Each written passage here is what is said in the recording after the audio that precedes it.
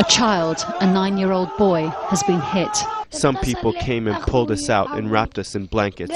We gathered near our mosque. Activists from Israel and other countries lend their support to the Palestinians. Children, unaware of the deadly toxin dropped on them, naively playing with the munitions. Proof that the soldiers were firing on the protesters. It's yet another blow to Gaza's medics, already working under terrible conditions. This latest dramatic footage shows the scale of the battle on board the aid vessel, the Mavi Marmara. Israeli commandos rappel down ropes into a hostile crowd. One is overwhelmed by activists and tossed off the top deck. Seconds later, the operations commander is heard on the radio. They're beating the hell out of them, he says repeatedly, as his forces are beaten with iron bars and poles in what looks more like a pirate film. Israel's Prime Minister Benjamin Netanyahu has called short his tour of America to fly home and deal with the crisis.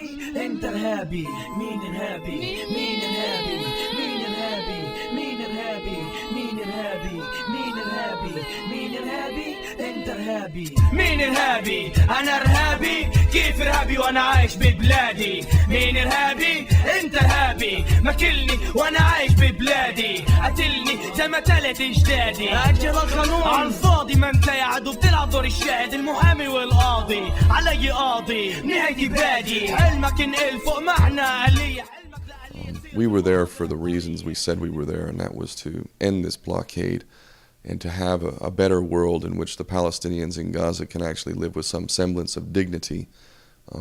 And we will go back, absolutely, we will go back, but we'll do it hopefully in a much more powerful way, and we will have the world behind us. And despite all the power of the Israeli military and all the things they can do, because they can slaughter all of us, quite frankly, but if we stand up to that and shed the fear, do what's right, use the truth more than anything else as our weapon, and actually confront this injustice head-on, we are going to defeat it, absolutely, positively. It's not a matter of if, it's when, and I hope it's certainly sooner as opposed to later.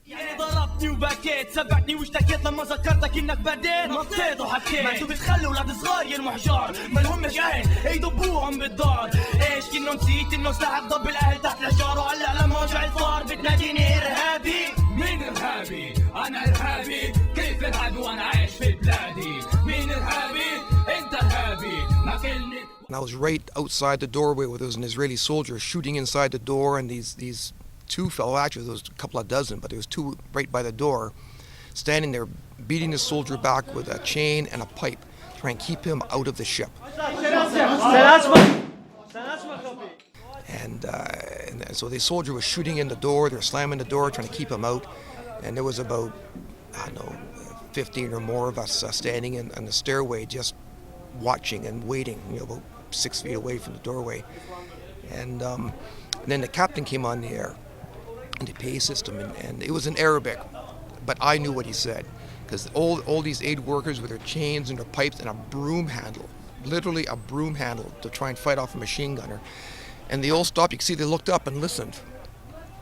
And then they all started to drop their hardware. You get different perspectives. I saw certain things that Kevin and others didn't see, and they saw things that I didn't see.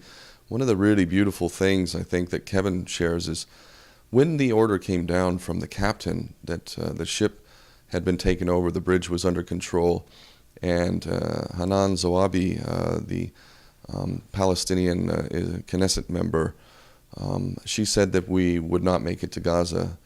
The bridge had been taken over. Immediately, the Turkish put down their improvised weapons. Once those aid workers heard the words, "We're not going to Gaza," what was the point in fighting? What was the point of hurting anybody anymore? Because the objective can't be met. And immediately went inside the ship and realized that once we weren't making it to Gaza, there was no point resisting any further. And it was like somebody flicked a magnetic switch. They all dropped the chains and the bars and broom handles, and they all turned and went down the stairs. And that really says a lot, because while we were resisting because the mission itself and the beneficiaries, the 1.5 million people, the 800,000 plus children, we were fighting not for ourselves so much as we were fighting for them. And that mission was critical to them. And when we realized that it wasn't possible that we were not going to succeed in our mission. The point of resisting was no more. There was no more point to it.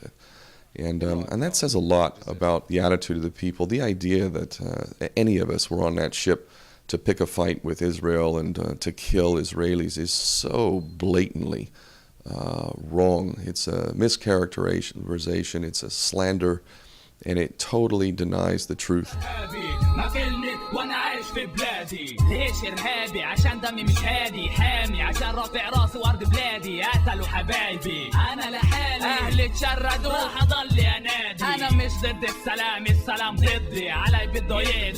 When we jumped across onto the Mavi, and I thought we'd be welcomed with open arms. I jumped across my suitcases, and here's the aid workers with little security, IHH aid workers with security on their jackets.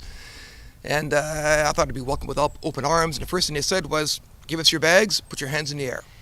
And they frisked all of us, top to bottom thoroughly, took our bags aside, stripped our bags apart, looking for weapons. I had a paring knife that I was using to cut vegetables and fruit in Turkey, and I got rid of that because I knew that we were not allowed to have any kinds of weapons at all, including pocket knives and little knives and things like that. That's how serious they were worried about it. They didn't know who we were, and I think everybody got that same treatment in Turkey. So when we joined them in the middle of the Mediterranean, we got the same treatment. We were frisked, we were quarantined, our bags were stripped, and then once we were clean, I lost a pocket knife. I had I had a good-sized pocket knife. Being a mechanic, I had a pocket knife in the bottom of my bag. It gone over the side, I imagine. The film crew had some booze, same thing. No booze on board. The booze was dumped. It was very well established. Not only were knives not allowed, of course, no firearms, nothing like that was on the ship until, of course, the Israelis came on board and we disarmed them. In which case, we took those weapons and either threw them overboard or, in my case, emptied the weapon of bullets and hid it in the hopes that it could be used as evidence. But we could have used weapons that were brought by the Israelis, and we did not.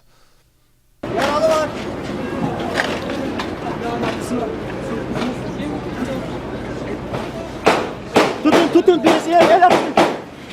Yardım edin. Tut. Tutsanıza ya. بده يهدي تراثي بده يمحي واللي بيحكي كلمة بشد ورا همة بيكون زلمة تعملوا منه رمة ومين انتو لسه امتى كبرتوا اطلعوا قد شتلتوا قد شتمتوا امياتنا بيبكوا ابياتنا بيشكوا اراضينا بيخطفوا انا بقولكم مين انتو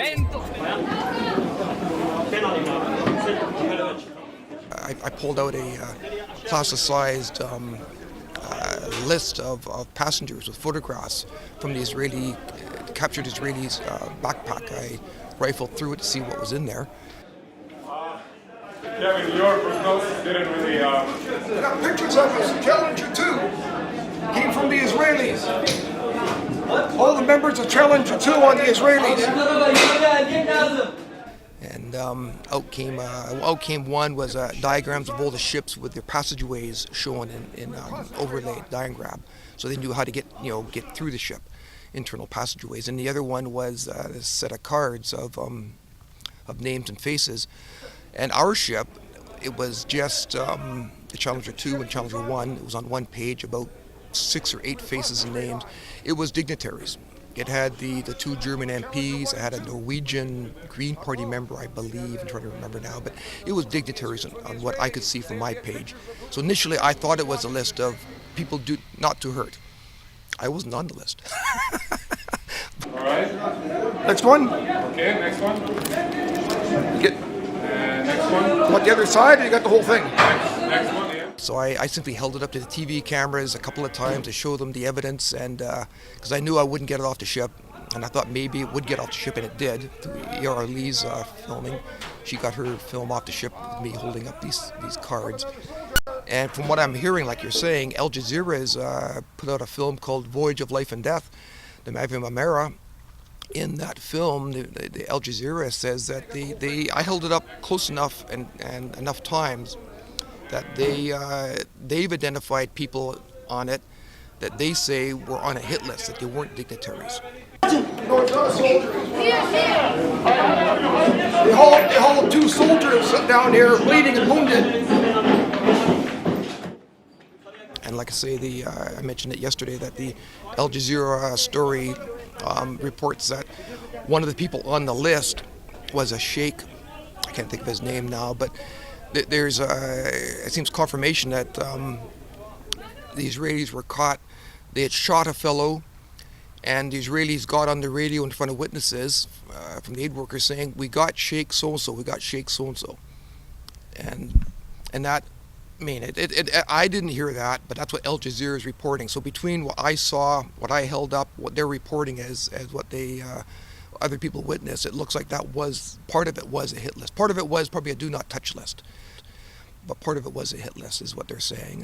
And again, I'm not surprised now that, again, now that the Turk forensic experts have confirmed that it was, I think, 5 of their 9 dead were shot at close range, and two of them, they said, were execution, actual complete guaranteed executions. The powder burns on the head. Probably the 2 that I saw were executions on the deck of the Mavi. So I wouldn't put anything past them.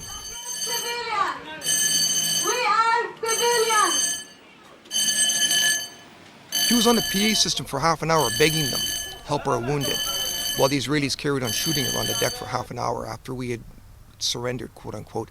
And then she personally tried to walk right up to them, and I was there and watched it. And so both times the soldier had the door open, he put the gun out through the door, he says, "Another step, we shoot you in the head." And Haneen stopped, went back, tried it the second time with a big sign in Hebrew, and she was speaking Hebrew to them, and a second time, "Another step, we shoot you in the head." Sarah, a British woman, did that twice as well. Walked out, once with a sign, once with a British flag, and both times, "Another step, we shoot you in the head." And both times you're saying, "We have many wounded, please take our wounded, take our wounded at the very least," and they wouldn't. And so I understand in that time period, three people bled to death. بقولكم مين انتوا كبرتوا بدلع احنا كبرنا فقر من كبر في وسع ومن كبر في جحر صار فدائي عملتوا منه اجرامي وانت يا ارهابي بتناديني ارهابي. In a way, it's an honor to be accused of what I've been accused of. Nelson Mandela was very famously accused of being a terrorist by the British and American governments. Margaret Thatcher and Ronald Reagan both called the African National Congress and Nelson Mandela a terrorist.